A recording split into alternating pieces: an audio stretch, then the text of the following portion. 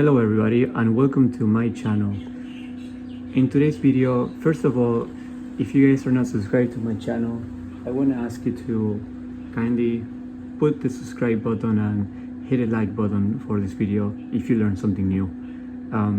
I've been trying to grow my channel and it's been challenging. I've been doing many videos lately and YouTube doesn't seem to be pushing it as much as my first videos.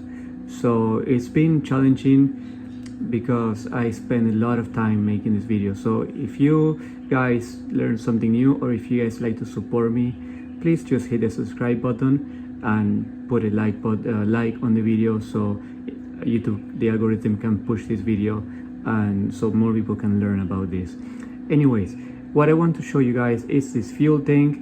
I am holding a fuel tank for a Suzuki Aerio 2006 that I've been working on.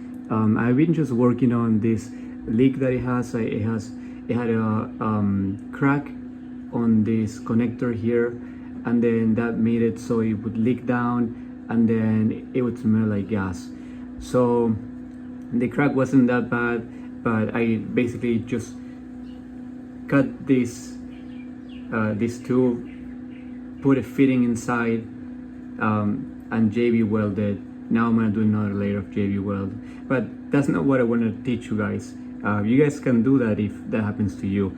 But on this video, I mainly want to show you guys the reason why your gauge, your fuel gauge, does not read the correct fuel amount of fuel that you have on the gas tank.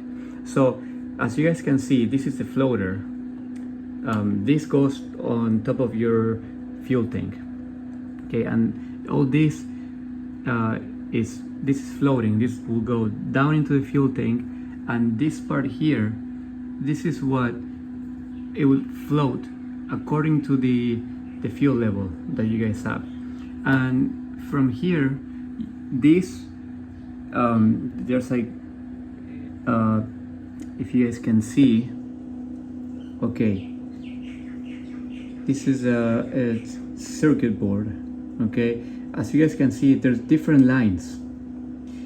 Each line, when this moves,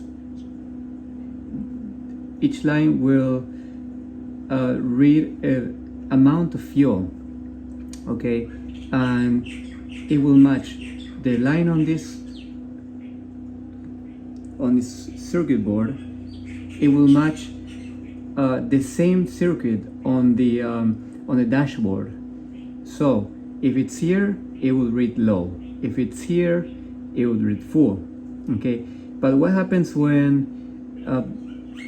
you have something like this? It's dirty, and this dirtiness is because maybe you had the car sitting down for a long time and it was like this.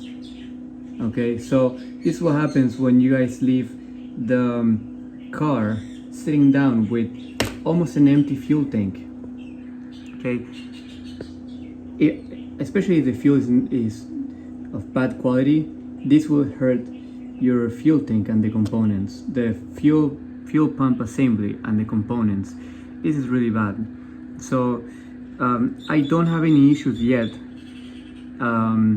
although they have told me that they see that the gas goes down really fast.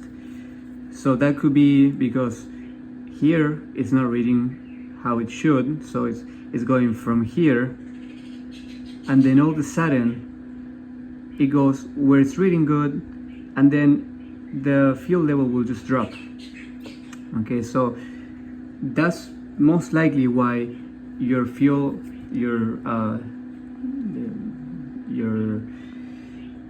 measurements is jumping from the full to empty all of a sudden.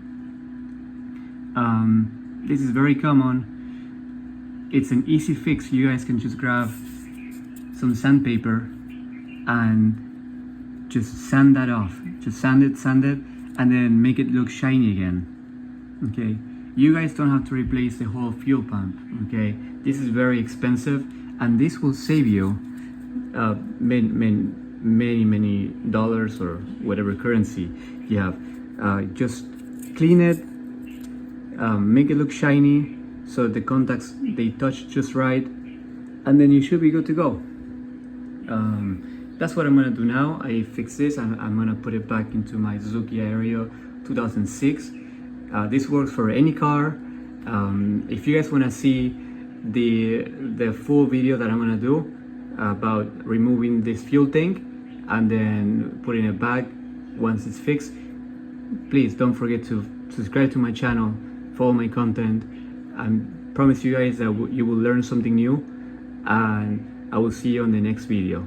Thanks again guys for watching. Bye.